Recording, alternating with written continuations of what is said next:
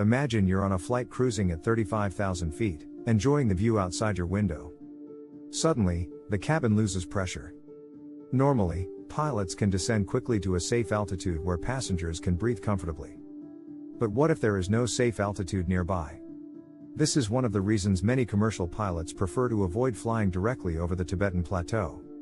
Often called the roof of the world, the Tibetan Plateau is the highest and largest plateau on Earth, covering more than 2.5 million square kilometers. Its average elevation exceeds 4,500 meters, or nearly 15,000 feet above sea level. That altitude creates unique challenges for aviation. Commercial aircraft usually cruise at altitudes between 30,000 and 40,000 feet. If cabin pressure is suddenly lost, pilots must descend rapidly to around 10,000 feet, where passengers can breathe safely without supplemental oxygen. Over most regions of the world, this emergency descent is possible. However, the Tibetan Plateau is different. Much of the terrain already sits at elevations above 14,000 feet. In some areas, towering mountain ranges rise even higher. This means there may not be enough lower altitude airspace available for an emergency descent.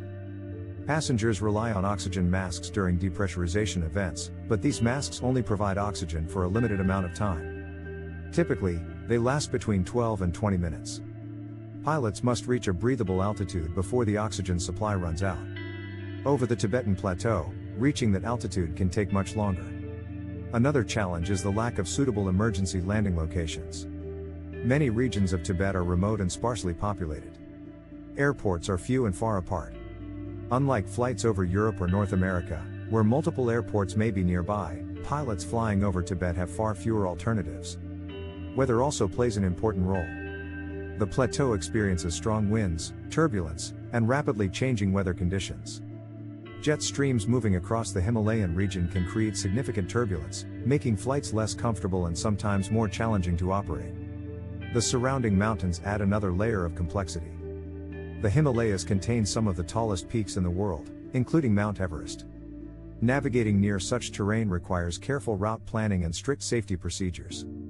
Modern aircraft are fully capable of flying over the Tibetan Plateau.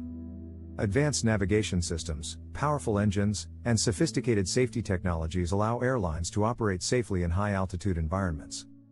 However, airlines always prioritize passenger safety and operational efficiency. For this reason, many carriers choose routes that avoid the highest sections of the plateau whenever possible. Flying around the region may add a little extra distance, but it can provide more emergency options and greater flexibility during unexpected situations. It is important to understand that the Tibetan Plateau is not considered forbidden or impossible to cross.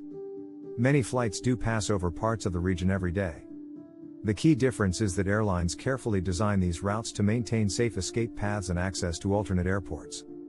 In aviation, preparation is everything. Pilots constantly evaluate weather, terrain, fuel requirements, and emergency procedures long before takeoff. Every route is selected with safety in mind.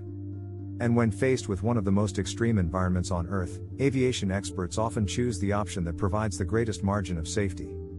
So the next time you look at a flight map and notice your plane taking a curved route around the Tibetan Plateau, remember, it is not because airplanes cannot fly there.